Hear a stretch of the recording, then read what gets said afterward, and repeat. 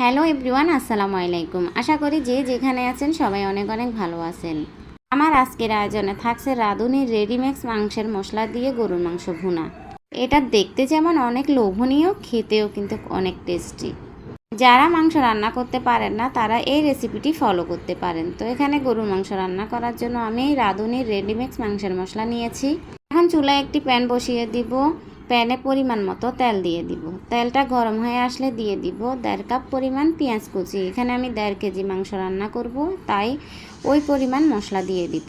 এখন পেঁয়াজটাকে হালকা বাদামি করে ভেজে নিব। ভেজে নেওয়ার পর দিয়ে দিব আস্ত গরম মশলা, 2 টুকরা দারুচিনি, 2টা তেজপাতা, 5-6টা লবঙ্গ, 5-6টা গোলমরিচ দিয়ে ভালো করে মিক্স করে ভেজে নিব। সময় আস্ত গরম মশলা দিলে খুব সুন্দর একটা ফ্লেভার আসে। তো বাদামি কালার করে ভাজা হয়ে গেলে দিয়ে দিব আদা রসুন বাটা। এখন দিয়ে দিব 2 চা চামচ উঁচু করে আদা বাটা, 2 চা চামচ উঁচু করে রসুন বাটা। এগুলো দিয়ে আবারও কিছুক্ষণ ভেজে নিব যাতে কাঁচা গন্ধটা চলে যায়। আমি মাংসটা এভাবে কষিয়ে রান্না করি, আপনারা চাইলে হাতে মাখিয়েও রান্না করতে পারেন। এখন দিয়ে দিব গুঁড়া মশলা, স্বাদ মতো লবণ, 1.5 চা চামচ হলুদের গুঁড়া, 2 চা চামচ মরিচের গুঁড়া।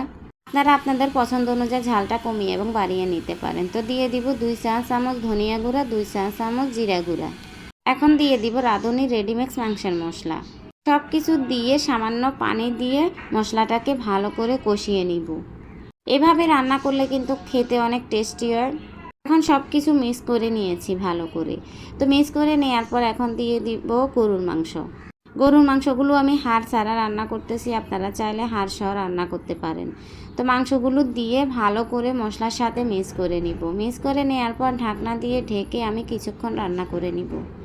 এই পর্যায়ে কোনো পানি দিব না, মাংস থেকে যে পানি বের হবে সেটা দিয়ে মাংসটা কষিয়ে নিব। দেখুন মাংস থেকে কিন্তু অনেক পানি বের হয়ে গেছে, তো আমি একটু হালকা নেড়ে চেড়ে দিচ্ছি।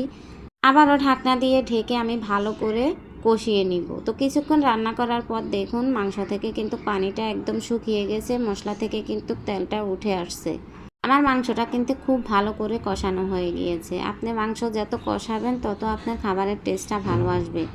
এখন আমি পরিমাণ মতো পানি দিয়ে মাংসটাকে আরও কিছুক্ষণ রান্না করে নিব। এখানে কিন্তু মাংসটা দেখে খেতে ইচ্ছে করতেছে, তা আমি কিন্তু পানি দিয়ে দিলাম পরিমাণ মতো। বেশি পানি দিব না, কারণ মাংসটা কষানোতে সেদ্ধ হয়ে গিয়েছে। মাংসটাকে একটু মিক্স করে নিলাম, মিক্স করে ঢাকনা দিয়ে ঢেকে আরও কিছুক্ষণ আমি মাংসটাকে রান্না করে নিব।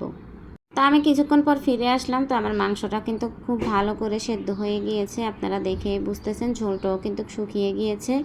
আমি মাংস রান্না করলে একটু মাখা মাখা ঝোল রাখি, বেশি ঝোল রাখি না, আপনারা দেখেই বুঝতেছেন। তো মাংসটা কিন্তু প্রায় হয়ে গিয়েছে। মাংসটা কতটা লোভনীয় হয়েছে দেখেই খেতে ইচ্ছে করতেছে। আজকের মতো বিদায় নিলাম, আবার অন্য কোনো দিন ফিরে আসবো।